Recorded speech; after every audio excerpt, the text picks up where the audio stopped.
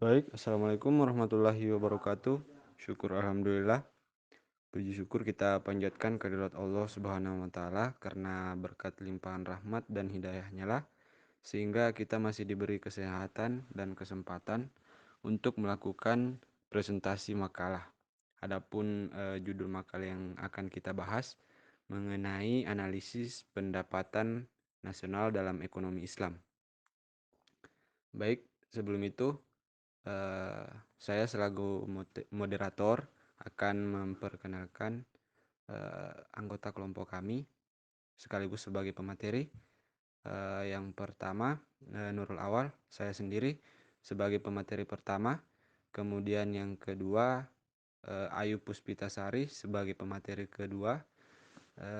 Miftahul Jannah sebagai pemateri ketiga. Kemudian Nur Anissa sebagai pemateri keempat atau terakhir. Adapun materi yang akan saya bawakan mengenai pengertian dan ruang lingkup pendapatan nasional. Secara sederhana, pendapatan nasional dapat diartikan sebagai jumlah barang dan jasa yang dihasilkan suatu negara pada periode tertentu, biasanya 1 tahun.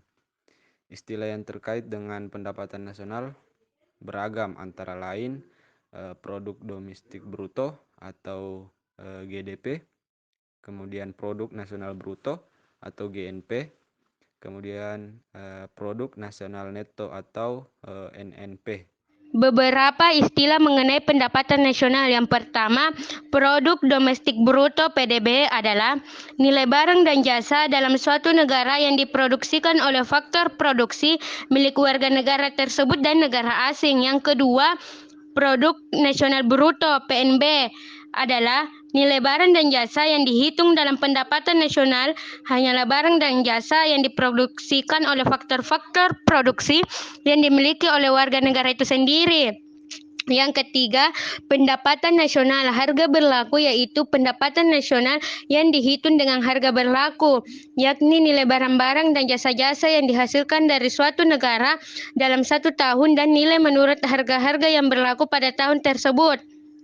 Yang keempat, pendapatan nasional harga tetap (real), yaitu pendapatan nasional yang dihitung dengan harga tetap, yakni harga barang-barang dan jasa-jasa yang berlaku pada suatu tahun tertentu yang seterusnya digunakan sebagai patokan untuk menilai barang dan jasa yang dihasilkan pada tahun-tahun berikutnya. Yang kelima, pendapatan nasional harga pasar, yaitu pendapatan nasional yang dihitung dengan harga pasar, yakni apabila perhitungan nilai barang itu menggunakan harga yang dibayar oleh pembeli. Yang keenam, pendapatan nasional harga faktor, yaitu pendapatan nasional yang dihitung bergantung pada jumlah pendapatan faktor produksi yang digunakan untuk menghasilkan barang tersebut. Materi selanjutnya yaitu perhitungan pendapatan nasional. Pendapatan nasional dapat dihitung dengan 3 macam pendekatan atau metode, yaitu pendekatan produksi, pendekatan pendapatan, dan pendekatan pengeluaran. Yang pertama, pendapatan nasional dengan pendekatan pengeluaran atau GNP. Perhitungan pendapatan nasional dengan pendekatan pengeluaran dilakukan dengan menjumlahkan nilai pengeluaran yang dilakukan oleh 4 pengguna barang dan jasa atau sering disebut dengan komponen-komponen pengeluaran agregat, yaitu rumah tangga atau konsumsi, perusahaan atau investasi, pengeluaran pemerintah, dan pengeluaran ekspor dan impor. Perhitungan pendapatan nasional dengan pendekatan ini menggunakan rumus Y sama dengan C tambah I tambah G tambah X dikurang M, di mana Y adalah pendapatan nasional, C adalah pengeluaran konsumsi, I adalah pengeluaran investasi, G adalah pengeluaran pemerintah, X adalah ekspor, dan M adalah impor.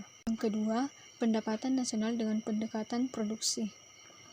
Perhitungan pendapatan nasional dengan pendekatan ini dilakukan dengan cara mengumpulkan data tentang hasil akhir barang-barang dan jasa-jasa untuk satu periode tertentu dari semua unit produksi yang menghasilkan barang-barang dan jasa tersebut.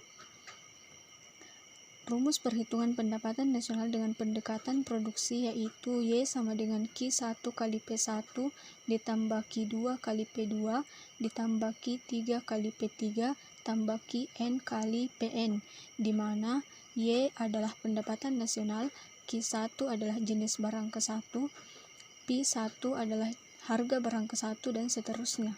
Yang ketiga, pendapatan nasional dengan pendekatan pendapatan.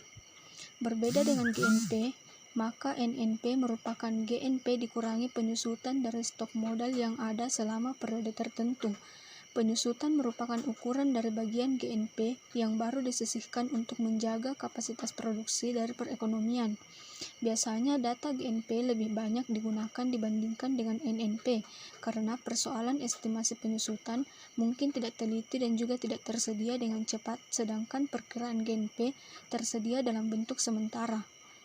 Perhitungan pendapatan nasional dengan pendekatan pendapatan dihitung menggunakan rumus Y sama dengan R tambah W tambah I tambah P, di mana Y adalah pendapatan nasional, R adalah rent atau sewa, P adalah profit atau laba, W adalah wage atau upah, dan I adalah interest atau bunga. Selanjutnya, perhitungan tingkat pertumbuhan ekonomi. Perhitungan tingkat pertumbuhan ekonomi yang tinggi pada prosesnya yang berkelanjutan merupakan kondisi utama bagi keberlangsungan pembangunan ekonomi.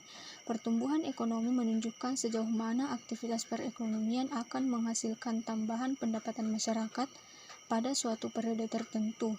Dengan kata lain, perekonomian dikatakan mengalami pertumbuhan bila pendapatan real masyarakat pada tahun tertentu lebih besar daripada pendapatan real masyarakat pada tahun sebelumnya. Perhitungan tingkat pertumbuhan ekonomi menggunakan formula berikut, di mana G adalah tingkat pertumbuhan ekonomi dan dinyatakan dalam persen. PN real 1 adalah pendapatan nasional untuk tahun di mana tingkat pertumbuhan ekonominya dihitung, dan PN real 0 adalah pendapatan nasional pada tahun sebelumnya.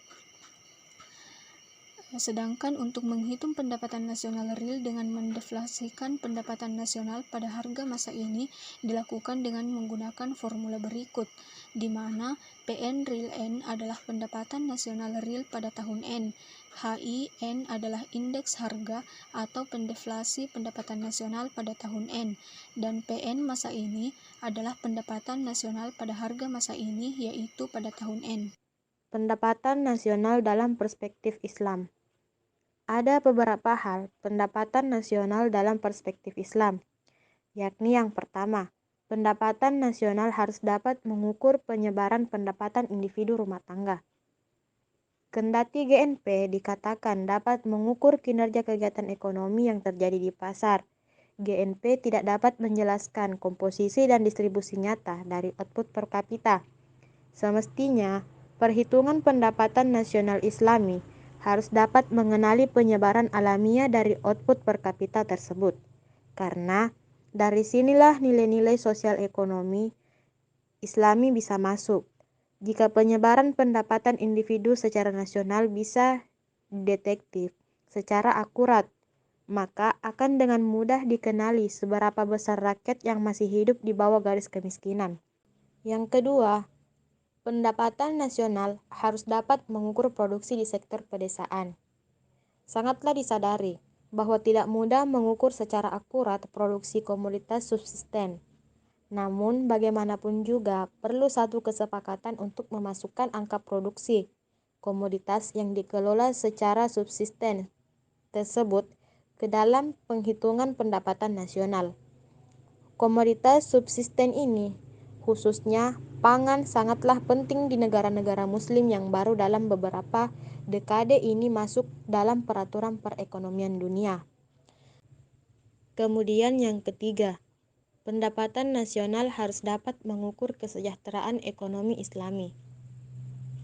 Kita sudah melihat bahwa angka rata-rata pendapatan per kapita tidak menyediakan kepada kita informasi yang cukup untuk mengukur kesejahteraan yang sesungguhnya.